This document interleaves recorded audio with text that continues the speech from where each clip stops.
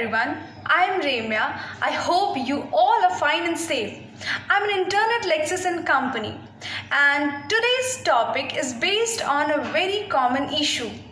As we all know that after some age of maturity, almost everyone gets married according to the rituals of a particular society. It is often said that marriage is performed or done for carrying on family lineage and procreation of children. But all marriages are not successful and eternal. These times we always hear that because of some misunderstandings, miscommunication, or by any other problem, some dispute arise in matrimonial relations and they get separated. A number of cases come to judiciary due to the differences in the interest or opinion among couples. So here in this video, we will discuss as to what are the reasons for matrimonial disputes and what are the reliefs under Hindu Marriage Act.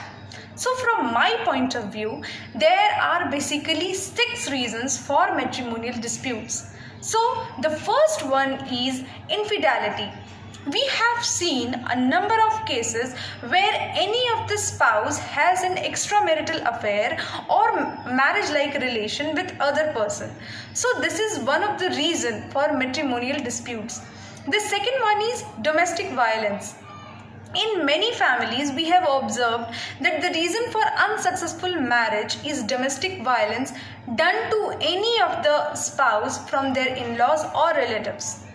The harsh behavior, mental and physical torture, cruelty, etc. breaks the trust between the spouses and at last they get separated. The third one is control. This is the most common thing we can see in today's world. Any of the spouse exercises unnecessary control over the other spouse and wants to get things done in his or her way. So this is the reason for the weakening of bond between them. The fourth one is finances. If one spouse spends more money at extreme and another is a saver, there are chances for the conflict to arise. The fifth one is lack of commitment, and the last and the sixth one is lack of communication. In today's busy social and professional lifestyle, spouses rarely get time to communicate with each other. Now we will discuss the matrimonial reliefs under Hindu Marriage Act.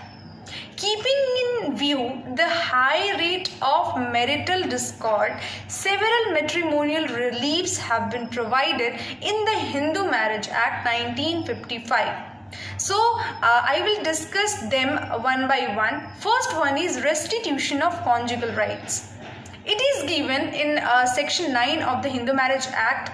In this, if any of the spouse leave the other without any reasonable reason, the aggrieved spouse may go to the court for seeking a remedy. So in this, there are 3 essentials which have to be proved by the aggrieved spouse.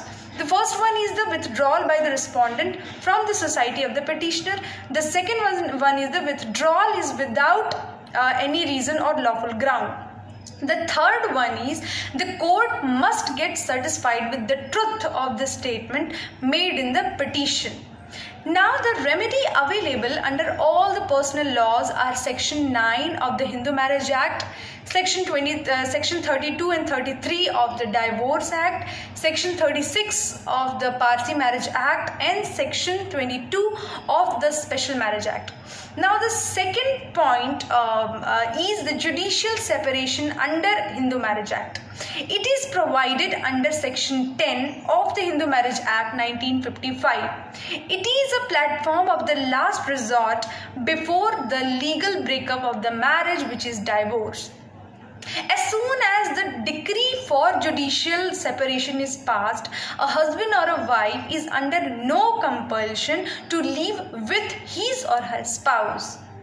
The aggrieved party to the marriage may present a petition on any of the grounds stated in the provisions for divorce under section 13 of the Hindu Marriage Act for a decree of judicial separation. if there is no cohabitation between the parties to the marriage for 1 year or more after the passing of the order for judicial separation, the parties then may apply for divorce. The third point is divorce under Hindu law. Under Section 13 of Hindu Marriage Act 1955, the grounds of divorce can be adultery, which means the act of indulging in any sexual relationship outside marriage, then cruelty, then desertion, which means if any of the spouses abandons his or her partner for at least 2 years, the abandoned spouse can file a divorce case. Now the next one is mental disorder. If the spouse of the petitioner suffers from incurable mental disorder and insanity, and the petitioner cannot expect to stay together, then he or she can file a case in the court. Other grounds for filing a divorce case is leprosy, venereal diseases, renunciation, and not heard alive.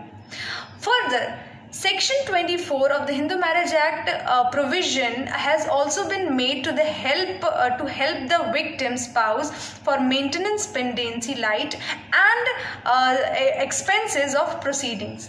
Section 25 of Hindu Marriage Act provides for permanent alimony and maintenance to the spouse. Other matrimonial reliefs under Hindu Marriage Act are voidable marriages for nullity of legally irregular marriages, which is given in Section 12, and void marriages, which is given in Section 11. So this is all for today. I hope you liked my video. Thank you and have a nice day.